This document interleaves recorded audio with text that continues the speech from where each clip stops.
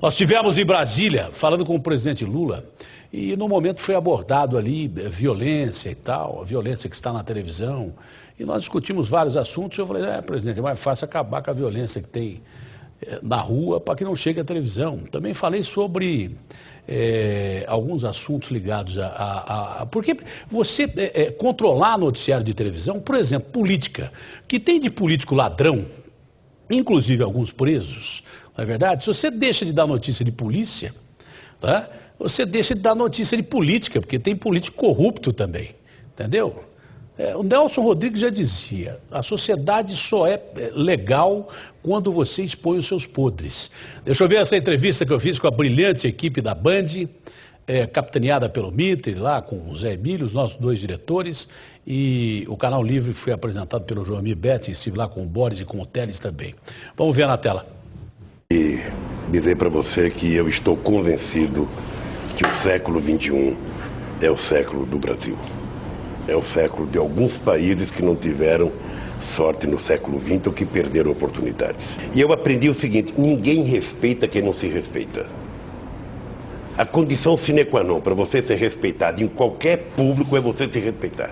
Se as pessoas percebem que você não se respeita, aí ninguém vai te respeitar. E eu aprendi isso na vida, essa é uma lição que eu carrego. E eu acho que nós fizemos isso no Brasil, não apenas eu, acho que os empresários brasileiros, os trabalhadores brasileiros, os artistas brasileiros. Mas eu lembro da primeira reunião que eu participei em Evian. Eu tinha 5 meses de governo quando eu fui para Evian, de repente eu estava na frente do Bush, na frente do Rugital, na frente do Tony Blair. Ou seja, eu, um ex-metalúrgico que tinha como experiência só perder eleição. Daqui a pouco eu estava no meio. E aí eu percebi que eu tinha mais representatividade do que eles, porque eu vinha de uma origem que eles não conheciam. Quem é mais respeitado, presidente? O Brasil ou o senhor? Porque da forma que o senhor colocou, parece que o senhor fez o Brasil ser respeitado. Não, pelo contrário, como eu também não fiz o sindicalismo, mas aconteceu exatamente no meu mandato o ressurgimento do movimento sindical no Brasil. E não foi por minha causa, certamente foi por causa de gente que tinha morrido há 20 anos atrás tentando fazer o que eu fiz. Esses dias houve um encontro de empresários jornalistas em São Paulo que eu fiquei assustado com o discurso de algumas pessoas. E eu acho que é da democracia isso, meu Mitre. É da democracia. Quando você chega à presidência da República, o que assustou você? Assustado por quê? O discurso e o medo de fantasmas que inexistem nesse país. Por exemplo, presidente. Sabe, qual é o controle que você pode ter dos meios de comunicação? Eu até pedi para o ministro Franco fazer um levantamento no mundo inteiro o que existe, para a gente perceber o que existe. Não existe controle. Acho que em lugar país do mundo você pode ter conselho, você pode ter uma série de coisa. Mas veja, alguém vai ter que cuidar de algumas coisas nesse país. E talvez não seja a minha geração. Mas a questão da violência, você que cuida muito disso, sabe? A questão da droga, isso está das 5 horas da manhã à meia-noite, todo santo dia, em quase todos os canais de televisão. Mas, presidente, uma criança, presidente, antigamente, só um minutinho. Eu falei a um ministro da Justiça uma vez, porque está nos canais de televisão, porque está nas ruas. Você precisa primeiro resolver a violência das ruas para depois evitar que chegue na televisão. Porque aí, ninguém paga para ter traficante, bandido. Aí é perguntar quem é que nasceu primeiro, seu ovo ou se é a galinha. Aí é perguntar o seguinte. Veja, eu não estou dizendo que você não deva transmitir na televisão um noticiário. Eu estou dizendo que isso está nos enlatados. Se eu fosse um jornalista da Suíça, por exemplo, não teria. Então, antigamente, como é que você criou seu filho, Mito? Você tinha uma televisão que não era controle remoto, sabe, que você mudava de canal e ficava lá tinha que levantar. Agora uma criança pega o controle remoto e ela muda de canal mais do que o pai ou a mãe, porque o pai e a mãe são ignorantes. Se der um repeteco lá, o pai não sabe mudar mais.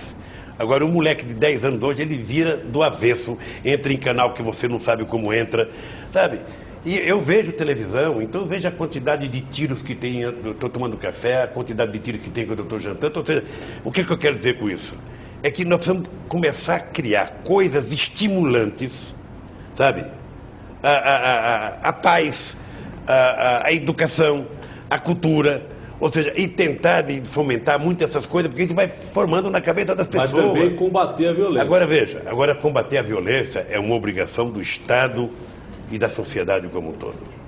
sabe? E aí eu estou muito à vontade para dizer o seguinte: as estatísticas podem mostrar. Primeiro, os crimes estão caindo menos do que deveriam cair, mas estão caindo. Segundo, o governo federal está envolvido em investimentos na segurança pública como jamais qualquer governo teve. Nem o governo militar pensou 10% de segurança que nós pensamos aqui. Nesses últimos 2 anos foram 2 bilhões e 300 milhões do governo federal conveniado com os governos do Estado. E aí está tendo uma provocação minha.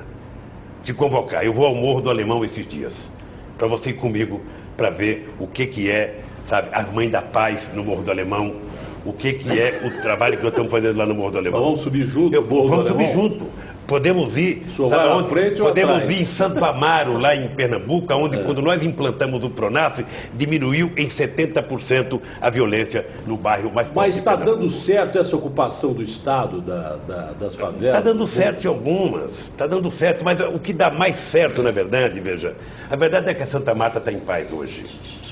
A verdade é que aonde nós estamos entrando, eu fui agora na Rocinha, Datena, inaugurar, veja, um centro de excelência de esporte, para que aqueles meninos pobres tenham possibilidade de disputar uma medalha de ouro na Olimpíada de 2016.